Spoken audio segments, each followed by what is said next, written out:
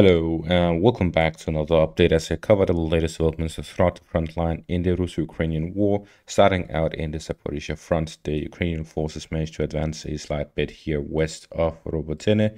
They're now in a position where they continuously push the Russian forces bit by bit here west of Robotyne, expanding their zone of control. They are likely looking to have a large enough buffer zone between Robotyne and the Russian positions for them to have some sort of time in between Russian counterattack and them being able to send necessary reinforcements, similar to that of the Avdiivka area, where we here see the Russian forces manage to advance a slight bit west of Krasnovarivka towards Stepove, where we are seeing that the Russian forces are moving towards the forest lines here by the railways, where they are capturing bit by bit, trying to gain full control over it. So what we're seeing is that they are looking to capture the passages through both in the northern and southern parts of the railways here west of Krasnovarivka to expand the pressure on the Ukrainian forces. So similar to the Robotyne area, the Ukrainians had a buffer zone between the Ukrainian positions and the Russian positions, and as such, when the Russians started their attack, they actually reached all the way down to Berdishi and Stepove, but because they didn't have control over this whole area prior to the attack, they ended up getting hit hard by Ukrainian ambushes from their tunnels, as well as artillery strikes from the back line outside of the reach of the Russian artillery, because this buffer zone had to be passed by the Russian forces. They also mined in depth. So although this whole area here was under Ukrainian control, they didn't mine the whole area. They only mined this western part across the railway lines, because as such they were able to bait the Russian forces to go deeper before getting hit, and then they started mining the other areas with their long-range mining devices, such as the remotely controlled RC drone that drives around and drops mines, as well as long-range mine artillery launching behind the Russian vehicles. This is why we saw a lot of Russian vehicle losses on the first few days of the offensive, because the Russian forces throughout this whole area were spread around, including the areas here by the waste heap, where they initially didn't meet much resistance, so they went deeper, and then suddenly the Ukrainians put everything they had in one big ambush, and then they launched these minefields behind the Russian vehicles as they prepared for this and such cases. So essentially they had this massive preparation for whenever the Russians launched an offensive, because they knew the Russians were going to launch at some point. They were ready for them, and that is how the Russians ended up in a grind rather than a speedy breakthrough, despite reaching the villages of Stepova and Berdishi on the first day. And now that we're talking about Russian vehicle losses, let's take a look at this thread here by Jimmy Thomist, who looked at some of the Oryx equipment loss tracking. He looked at some T-62Ms, and this is his audit of it. So let's take a look at that. First off, he looks at this specific amount of T-62Ms, the first 10 entries to all of the listing, because having to go through every single one of them would take way too long. So he just takes the first 10, which is randomly picked because it's the first 10. So let's take a look at what he has to see. So he measures the reliability of the posts by these 5 things: the image's metadata, the geolocation and how it was confirmed, the original source of the image, whether it is shown or not, the description of the vehicle and status is accurate, whether or not the vehicle shown is actually the vehicle shown, and whether or not it is damaged or destroyed, as is mentioned in the Oryx post. And then finally, whether you can confirm the nationality, is it Russian or Ukrainian? And what were the results? According to Jimmy Thomist, only one of them was clear whether or not the nationality was confirmed, which means that whether or not it is Russian or Ukrainian.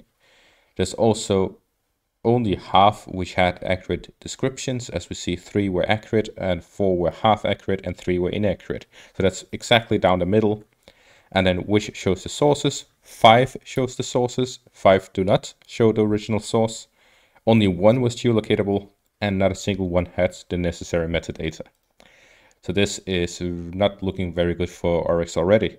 So let's look at the videos and sources and so on that he mentions. The first one, we take a look at a T-55, which was packed with explosives, being driven towards a trench and destroyed by a missile prior to arriving. This is Russian, because that is their tactic, and it was towards Ukrainian positions, and everything was verifiable in that specific post. Except, of course, there was no metadata and it wasn't geolocatable. We then move on to the second one, which is a T-55A, which was mentioned as damaged.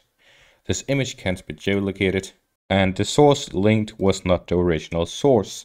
The only thing that puts it to be quote-unquote Russian is that there's the cope cage modification. But even that, there have been instances where the Ukrainians have built their own cope cages.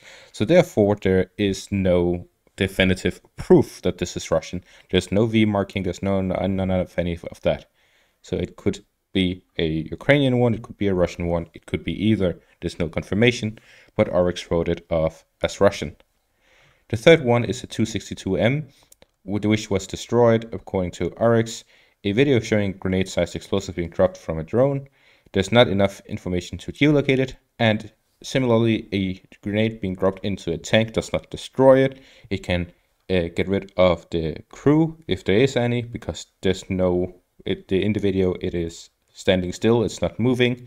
There's the set to define it being a Russian one, but the issue with the markings is that it's just spray painted there. So the Ukrainians could technically go down, spray paint the set. As we can see here, it is on the top, which fits perfectly with the fact that it is a drone footage coming from the top, and it is abandoned. So the Ukrainians could easily gone up, spray painted it, gone back, dropped the grenade, and say, here, we destroyed a Russian tank.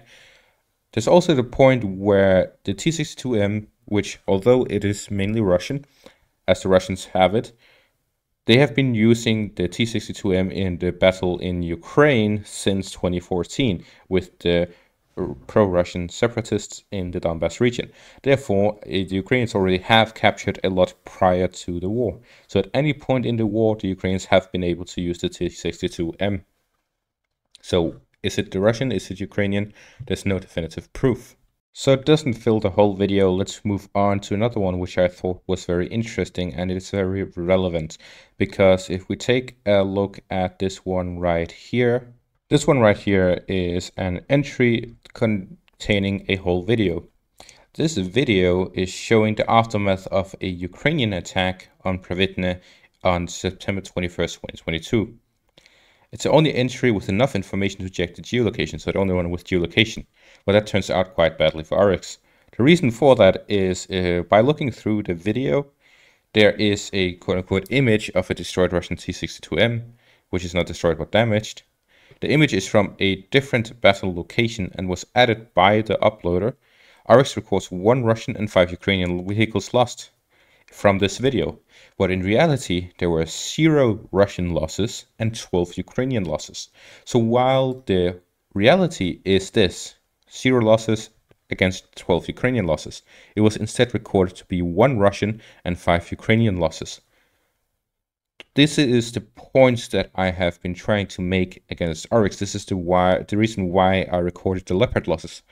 I know that recording losses in war is terrible because there's literally no point to it, because damaged vehicles, abandoned vehicles, can be recovered by both sides. So, for example, these 12 Ukrainian vehicle losses, if half of them are damaged, that's 6. So 6 were actually lost, and the other 6 were recoverable. If the Ukrainians got them, then they would only have lost 6. So the 12 is completely useless. But the point is that everyone uses Oryx for whatever reason and says, look, the Russians have lost whatever thousands amount of tanks the Oryx claims the Russians have lost.